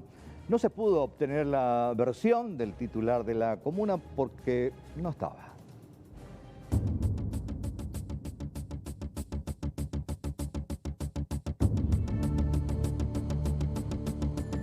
Los fiscales José Alberto Godoy y Carlos Cabrera allanaron la municipalidad de Capibarú, administrada por el intendente David González del PLRA, en el marco de una investigación relacionada con una denuncia sobre presunta obra fantasma de enripiado en la colonia 3 de noviembre. 7 concejales municipales de la multibancada, quienes apoyan la denuncia, dijeron que el jefe comunal, en forma sorpresiva, inició los trabajos en la víspera de la Navidad del año pasado, buscando tapar la irregularidad, pero aseguraron que hicieron constar en acta notarial la no ejecución en tiempo y forma de la obra que demandó una inversión de 150 millones de guaraníes. Y estamos acompañando acá a los vecinos en su reclamo, ahora como autoridades, a justamente garante del buen uso de nuestro dinero público. En estos tiempos ya se están de ya mucha malversación, sobrefacturaciones. Oye enriquecer la año de autoridad, la año de Pueblo Plata, esa pea la ya repudiaba en estos días. El 24 del año pasado, oye, estoy la Itacua. Antes cuando prima por este se mío, por el 24 el 25 ñemos a bise. Navidad. Pero da pe cuai hoy la oro ya potaja apera. Hoy cua ore la obra ya potaja ape nunca no ya pues. Oye, ya pues PTI denuncia. Oye, pues los concejales PTI denuncia. Coeteriado que la denuncia jaco. Hoy estoy que le Itacua.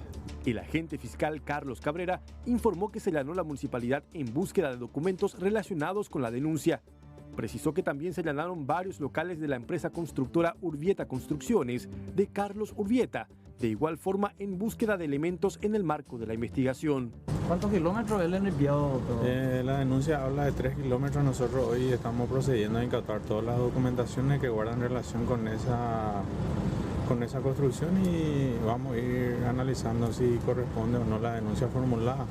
Independientemente de eso, hemos remitido ya a la Contraloría General de la República los antecedentes para que puedan tomar nota y puedan iniciar también su sumario.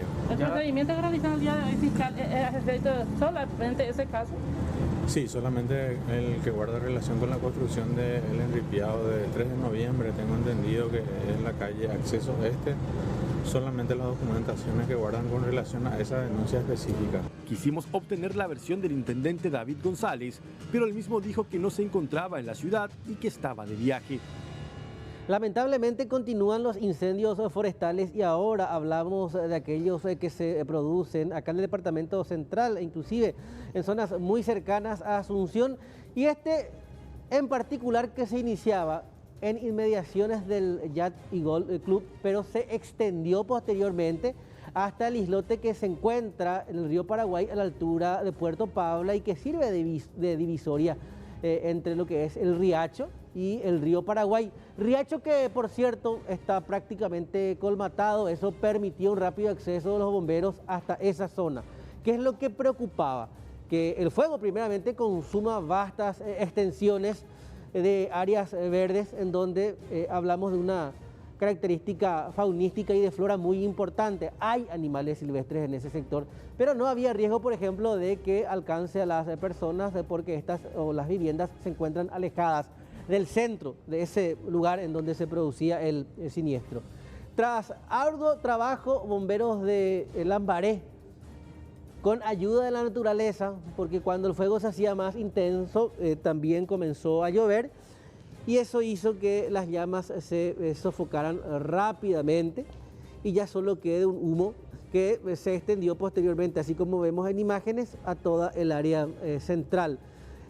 Hablan y al parecer encontraron vestigios de que el siniestro se produjo a consecuencia de las fogatas encendidas por pescadores de la zona, es decir, estaban cocinando en el sitio, el viento es un factor preponderante, la sequía que caracteriza a ese lugar, y allí rápidamente el fuego comenzó a extenderse en toda esa zona, como podemos observar en imágenes. Ahora está controlado, lo peor no pasó y lo peor era que las llamas alcanzaran los tanques de combustible de las barcazas que se encuentran estacionadas en ese sitio, encalladas, mejor dicho, pero el trabajo de los voluntarios impidió primeramente, creando ellos una línea de combate, que el siniestro alcanzara las embarcaciones que ya les mencioné. Y de esa manera se producía un voraz incendio que consumió mucho en esa zona del país. Puerto Pabla es el lugar en donde se producía el fuego que preocupó y mucho a lo largo de esta tarde. Cerca de las 19 aproximadamente el fuego fue controlado. Y a propósito de hora, 20:37 en todo el territorio nacional, llovizna a esta hora en Asunción, temperatura de 26 grados. Breve pausa y en instantes más noticias.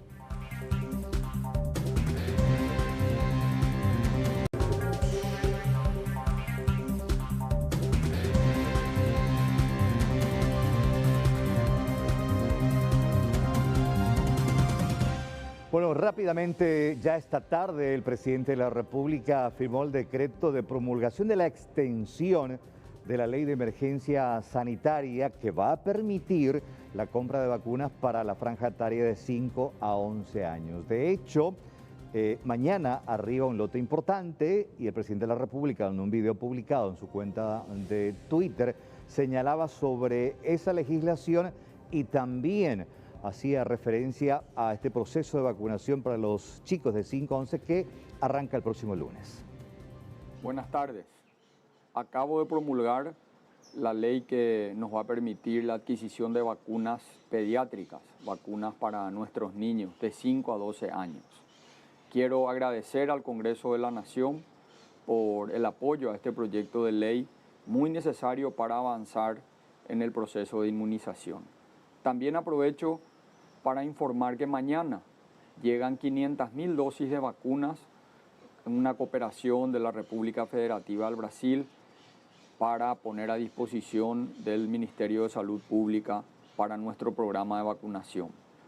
Les insto a todos quienes así lo consideren que desde el lunes llevemos a nuestros niños para inmunizarlos. La campaña de vacunación para niños se inicia este lunes y los vacunatorios van a estar disponibles para toda la ciudadanía en general. Aprovecho este momento también para agradecer a todos quienes nos enviaron mensajes, a mí, a mi señora esposa, porque estuvimos aislados a consecuencia del contagio del COVID. Decirles que estamos bien, que ya estamos saliendo de esto y que pronto estaríamos ya reiniciando las actividades normales. Muchas gracias.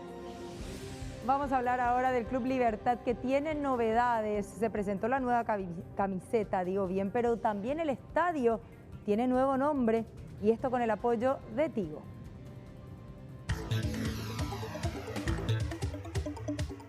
La empresa de telecomunicaciones Tigo reafirmó su compromiso con el deporte nacional, sumándose nuevamente a la familia del Club Libertad.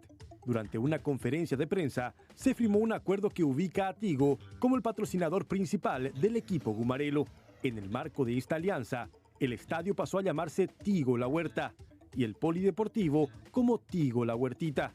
Se presentó además la nueva camiseta de la temporada 2022, la cual ya lleva la marca Tigo, que formará parte de las indumentarias del equipo y acompañará en todos los partidos durante las competiciones nacionales e internacionales. En Tigo nosotros vemos que estamos regresando a la familia, y para eso hemos puesto un gran esfuerzo en que este patrocinio refleje todo el gran trabajo que hace el Club Libertad en el fútbol paraguayo. El compromiso de Tigo es con el fútbol paraguayo, pero nos faltaba algo para estar completos en cuanto a nuestro patrocinio, y es lo que estamos celebrando hoy. Nuestra contribución no pretende sino darle a los paraguayos y ayudar a que los paraguayos utilicen esta pasión que tienen por el fútbol para su entretenimiento, para que canalicen todas sus energías positivas, y también para que los jóvenes se vuelquen cada vez más a hacer deporte. Y estamos seguros que el Club Libertad representa eso, y estamos de nuevo muy honrados de integrar esta gran familia. En Libertad sabemos que todos juntos somos los que tenemos que ir conformando el trabajo. Y como sabemos que tenemos que hacer muchas cosas, es muy difícil poder hacerlo en forma solitaria. Y es por eso que en el día de hoy damos la bienvenida a una gran compañía que ya estuvo, una empresa que ya estuvo con nosotros, no es ajena a lo que es el Club Libertad. Es una empresa que ya nos acompañó en un tiempo y a la cual le hemos retribuido con 6 campeonatos cuyas copas están ahí presentes, y que creemos que son nada más que el comienzo de una gran cantidad de otras copas que vamos a ir sumando a esa colección. No es la primera vez que Tigo suma sus esfuerzos en favor de un equipo de fútbol local. La empresa tiene un largo historial de sponsoreo a clubes paraguayos. El convenio de patrocinio con el Club Libertad tiene un periodo de vigencia de 2 años, con la posibilidad de extenderse. Bueno, una muy buena noticia para aquellos seguidores de RQP, la radio, porque se suma a la gran familia un amigo de la casa. Raúl Vega arranca desde el 1 de febrero esta nueva propuesta que se llama RQ Playlist.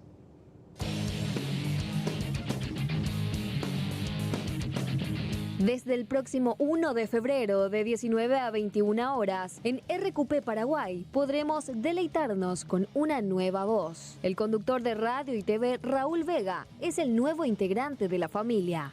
Estoy, emocionadísimo, de hecho, por esto. Primero por A 1000 kilómetros del mar, que se renueva en las pantallas del SNT para Visión y Sur TV, y la incorporación a RQP, fantástica por muchas razones.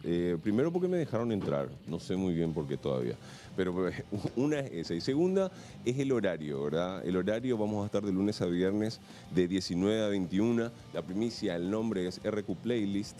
Y como bien lo dice, son playlists temáticos de todos los días, ¿verdad? ¿De qué hora? De 19 a 21. Raúl nació en Clorinda, Argentina, hace 46 años atrás y desde hace más de 20 años se dedica a la radio. Y desde el 2010 está con A 1000 kilómetros del mar siendo conductor de televisión. Es un lugar con una historia inmensa para contar acá en Múnich, pero hoy les voy a contar una más chiquita. Desde 1933 existía en este lugar una placa conmemorativa a 16 soldados nazis caídos en un intento de golpe de estado fallido. RQP Paraguay se caracteriza por ser la radio que pasa más música. Escuchamos clásicos de clásicos, así como también los nuevos hits, que en unos años más también se convertirán en clásicos. El director de RQP, el señor Andy del Puerto, nos cuenta cómo inicia la radio este 2022 y lo que significa la llegada de Vega a RQP.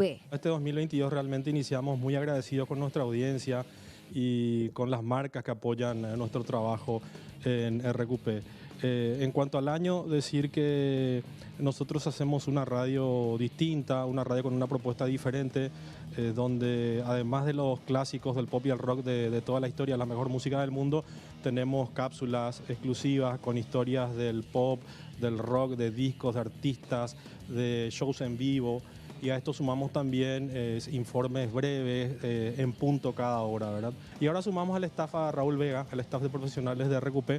Raúl es una persona con una trayectoria y un trabajo ligado a la excelencia, al talento, así que estamos muy contentos con recibirlo y estamos seguros que su presencia en la radio va a sumar un plus en este año que se inicia. RQ Playlist tiene una temática peculiar y es que días distintos ameritan programas distintos. Por eso, los lunes, martes, miércoles, jueves y viernes serán días únicos e imperdibles. Son días temáticos, va de lunes a viernes y cada día, días distintos involucran playlists distintos. Nada mejor que una buena compañía, especialmente para concluir el día con una de las mejores voces radiales del país.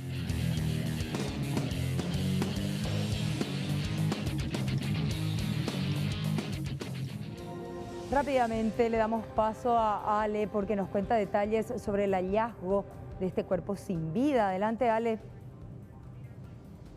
Gracias, Mercedes. Y en horas de la tarde de hoy en la ciudad de Areguá, específicamente en la compañía Costa Fleitas, se registraba este hallazgo de cadáver. Según los intervinientes, se tiene información de una persona desaparecida ya desde el pasado domingo. Los familiares de esta persona desaparecida ya lo estaban buscando por todos lados y fueron ellos los que encontraron el cuerpo ya en completo estado de descomposición. Aparentemente se trataría de Pedro Adrián Cabrera. Lo cierto y lo concreto es que como el cuerpo ya se encontraba bastante descompuesto, fue trasladado hasta la morgue judicial para hacer la identificación correspondiente y también para determinar la causa de muerte. Vamos a escuchar a continuación lo que mencionaba el interviniente referente a este hecho. Sería aproximadamente a las 15:30 señora. ¿Y es cierto que se dio el hallazgo por los familiares aparentemente de esta persona? Sí, exactamente, señora. Según fue su hermano fue lo que le encontró. ¿Se podría dar ya entonces la identidad exacta oficial? Supuestamente sus hermanos dicen que es su hermano, que sería de nombre Pedro Adrián Cabrera Romero. Supuestamente. ¿Hace cuánto que él estaba desaparecido? Sería a partir del domingo, del domingo a la tarde. Ya vinieron también la gente de criminalística al lugar. Ellos pudieron ver si es que él tenía algún tipo de lesión o fue difícil teniendo en cuenta el estado de descomposición ya del cuerpo. Fue difícil, señora. Ahora se va a trasladar a la morgue judicial para poder identificar al occiso. Esto es lo que mencionaba el oficial, información de forma preliminar, se podría decir, Mercedes. Lo cierto y lo concreto es que ya en la morgue judicial, una vez que se ha inspeccionado también el cuerpo, se va a poder determinar si finalmente se trata de este joven que lleva desaparecido desde el domingo y también determinar las causas de muerte porque aparentemente se trataría de un crimen. Ale, rápidamente, antes de cerrar el contacto, ¿cuáles fueron las condiciones de su desaparición? ¿Él salió de su domicilio? ¿Estaba en algún otro lugar? ¿Sufría de alguna patología de base? Según los familiares, él no sufría ninguna patología. Estamos hablando de un joven de entre 25 a 27 años aproximadamente. La información que ellos nos pudieron brindar fue que él salió de su casa en horas de la tarde y que nunca más volvió. Ya son varios días que llevaba desaparecido y teniendo en cuenta nada más, Mercedes, para terminar, el lugar en donde encontraron. Estamos hablando de un pastizal enorme, mucho calor, mucho sol, también lo que hizo también que el cuerpo lastimosamente se descomponga más rápido. El padre aparentemente lo identificó por las uñas, que fue lo único que prácticamente se encontró en ese sitio, las manos y los pies, según mencionaron. Gracias, Ale, buen trabajo. Gracias, hasta luego.